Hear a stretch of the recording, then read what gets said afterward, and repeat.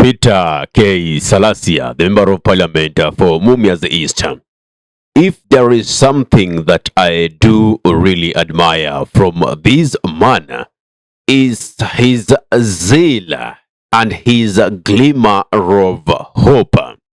You know, every single moment when he gets an opportunity to address any political gathering, or whatever social gathering he finds himself in, is one.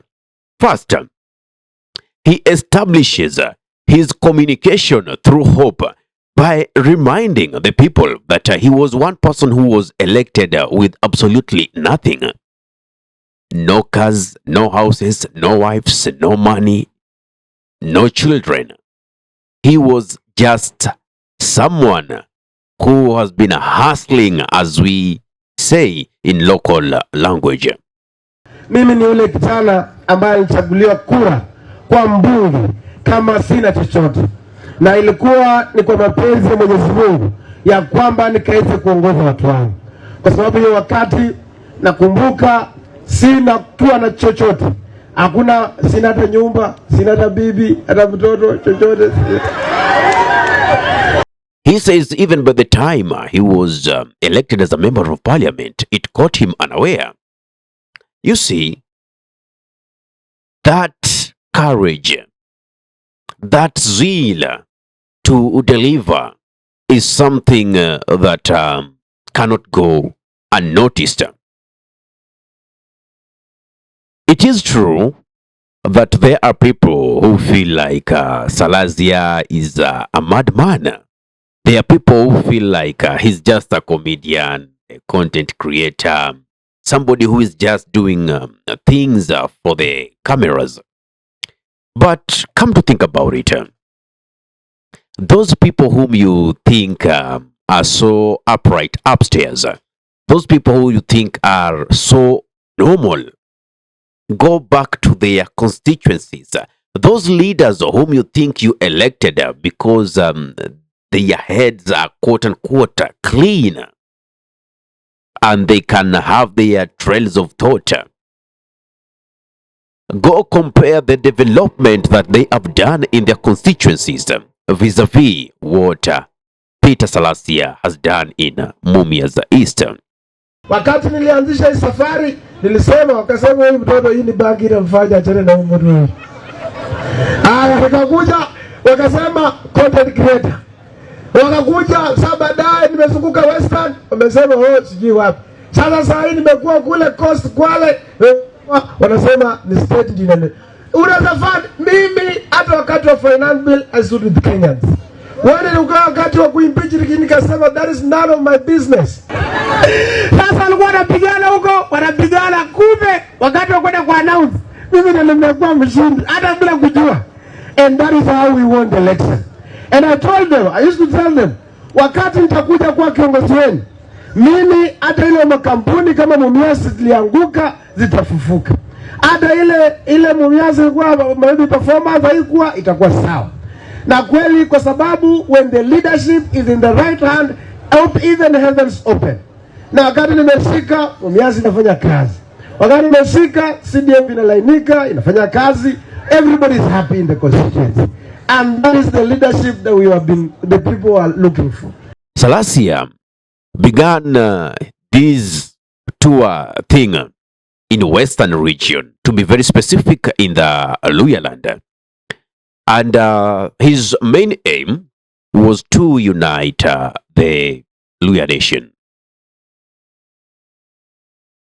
After so many attempts, which I think and I believe will be successful in terms of unifying the Luhya community, he now took it nationwide. He visited Nakuru, and just the other day he concluded his tour in the coastal region. And his message has been one. He feels he has a calling to liberate this nation. Peter Salasya feels he has a responsibility to drive this nation towards the right direction, to bring back the nation on the right track. I mean, is this still a leader that you call mad? A person that is using drugs? You know, I love the fact that he keeps promising Kenyans that he cannot be compromised. And that is why it needs leaders who can bring on board the professionalism, ambayo sio marafiki just because huyu alinivotia and I have to bring him on board just because alinipatia watu wake ama kura za jamii yake wakaniletea hapa. Where was this coming from? We see most of the leaders, whenever they get positions, the very first thing they think of is their very close allies. They don't put them under the test of integrity. They don't put them under the test of competence, but simply because he or she is a friend, then they automatically become eligible for the jobs. Or families or close political associates. So they are greed-driven leaders. And it is in these contexts that I really support Peter Salasya ideologies. For instance, he says that every year the government of Kenya is struggling to come up with what we call a financial bill for the year 2024, 2025, for the year 2025, 2026. Yet, in other well-developed nations, you get that a finance bill is drafted for a whole presidential term, such that you can even know the trajectory that the economy is going to take under a certain president. And that is a good mark when it comes to investors, because no investor wants to put his investments where they're going to languish in losses. They all want to thrive in profits. So instead of our financial bills attracting investors, it is doing the otherwise by sending them away. Ukiangalia zile nchi ambazo zimegrow kama Amerika, huwezi sikia kila mwaka finance bill, wanaangalia wanasema for a country to be stable lazima they have to plan for 4 years. Sasa ndio unaona wanakuwa na finance bill moja for the entire lifeline ya president ambaye yuko. Na hiyo inafanya investor yote ambaye akikuja kuinvest hapa anajua that this economy ambayo iko hapa is not speculative, ambayo itakuwa ya kwamba hiyo finance bill ambayo itakuja itamfavor ama itamfavor. We don't have friendly financial bills that will save the country so much economic, heartening. It will save the taxpayer the burden of being overtaxed. And it will help even the lawmakers come with policies and bills that will foresee how development will be taken within the nation in this 5-year period, the presidential term in Kenya, for instance.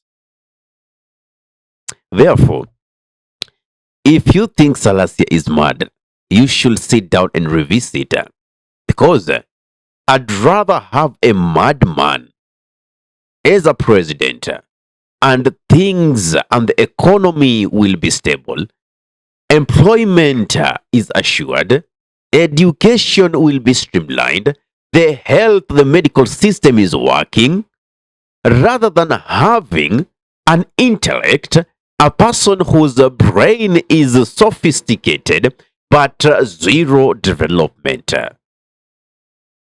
So I will pick Peter Salasya any day, anytime.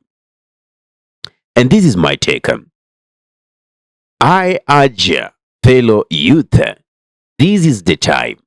Let us have more PK Salasyas around. People who have vision for this nation. People who have the zeal and the anger to develop the nation to make it a better place in the world.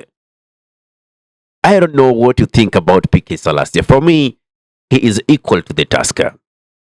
Give us your thought in the comment section below.